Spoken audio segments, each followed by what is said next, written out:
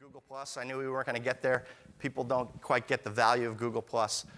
One of the coolest features for free is it has this Skype. You can use Skype, but Google+ has this thing called Hangouts.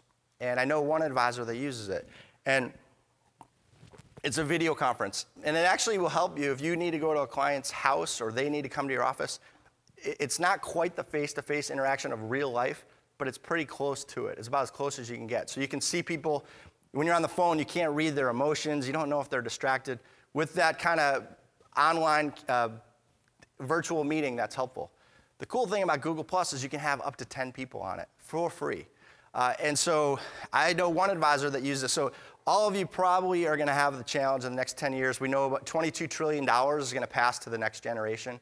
I mean, you're going to have a hard time capturing it, honestly. And it doesn't matter whether you're good or bad.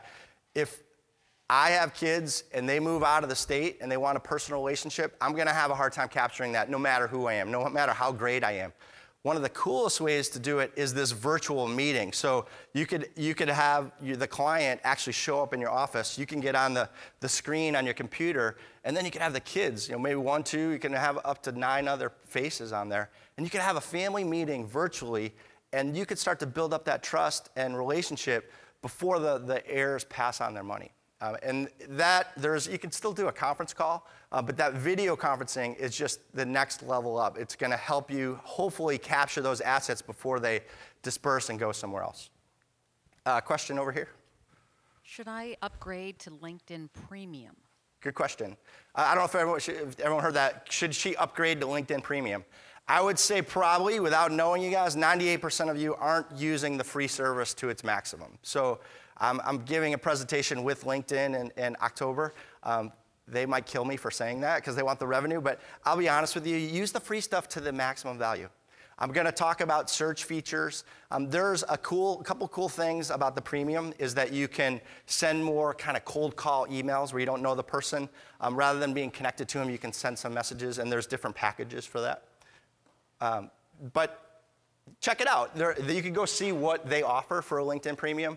If you're a power cold caller type of person, I'll talk about cold calling in the next presentation, but social media can help you, so it's something worth considering. Okay? Let's say I've got a 5 or 6 person team, and we want to be B+ users of social media. Oh, sorry, B+. B+, all right? We don't want to be on the cutting edge. We don't want to be obsessed with this. Okay. How much time am I, as the team leader, spending on this out of the week? And if we had a dedicated person to handle our social media campaigns, what are the top 3, 4, 5 activities that they would be doing on our behalf? Okay. Part of that I'm going to cover in the 2-1, so I'll give you the shorter answer.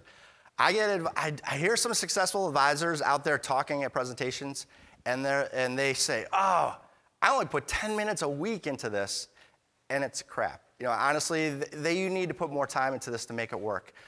One of the things, I heard this, Ted Jenkins is very successful at social media, and he's a top blogger in the financial services industry. He said it's like in the 90s when an advisor would go to a network party, a networking event, stand by the bar, get drunk, and meet one person. That's what most people are doing with social media. They're not trying. You got to put an effort in. The new way that social media will be more successful in the future, and marketers haven't figured this out, is to take that personal engagement where you're doing research on your client, you're getting to know them, but scaling it, because it does take some time. One of the things, top 10 things to do, I'll rattle off a couple things. Before you meet with every client, research them. In the beginning, especially when you don't know them, spend 10 minutes to do that. If you are not asking referrals, I hope for you guys are, but if you don't have a referral strategy, part of it is just getting to know their network. If you're connected with them on LinkedIn, spend 15 minutes to get to know them. It becomes a very sophisticated ask, instead of, you don't have to be big brother, I just looked at your LinkedIn network and I want to meet X. You could say, hey, you saw that they knew 3 executives at IBM.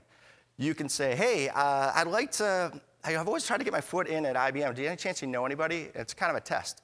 They'll do a couple things. One, they'll give you the contacts, or 2, they won't. If they don't, then you know 2 things. You know that they maybe aren't ready to give you referrals, so there's an issue there. You might even potentially lose business, so that's a good sign. On the other side, you might learn that they just have a cruddy network, and the people from IBM, they don't even know. Because there are some people that just accept all invites, so that's a mistake. Mike, you have time for one more question. One more question. Okay, and I promise I'm not going to go away. I'm going to be here all through this break. So, especially if you're sitting on the 201, I will continue to answer questions. One last question. Oh, did I get everything? You give me 2 out of 10. That's okay. I promise in the 201 we'll give you more. Okay. Go ahead. Other than having your picture on the website, what do you see as best practices in advisor websites? On an advisor website. Yeah. All right, you're getting all this traffic. You start to create content that comes up and you're searchable and people find you. They go to your website. There's a statistic called a bounce rate. And what that is if your website is that wall and you take a rubber ball and you go to the website and you bounce right off, can be a bad thing because they're not going and getting to know you. So you want to be engaging when they go to your website. Have them get to know what's going on. Get them interested in other information. Also, have some calls to action. What do you want them to do? Do you want them to call you? Do you want them to get a free consultation? What's that catch that builds up that virtual relationship, again, in the 0 moment of truth before they ever decide to use you? Lastly, have some kind of giveaway. There's called web freemiums. You have a white paper, which I hate white papers. Don't get me off on a side tangent, but maybe some like 7 tips to this or 10 tips to this. Something that interests them enough, you know your audience, what are they going to get excited about that they'll sign up for? A free e-newsletter, you have to have that. But in this day and age, everyone gets too many emails, so they're going to be hesitant to want to sign up for your e-newsletter. But that's a great way. If you can get them on your e-newsletter list, you can drip on them and hopefully convert them to clients. I can do a whole presentation on websites, and so I'll wrap it up with those 3 tips. Kyle's coming to kick me off the stage, I think. One of the... I'm skipping ahead to the very end. Kyle, real quick.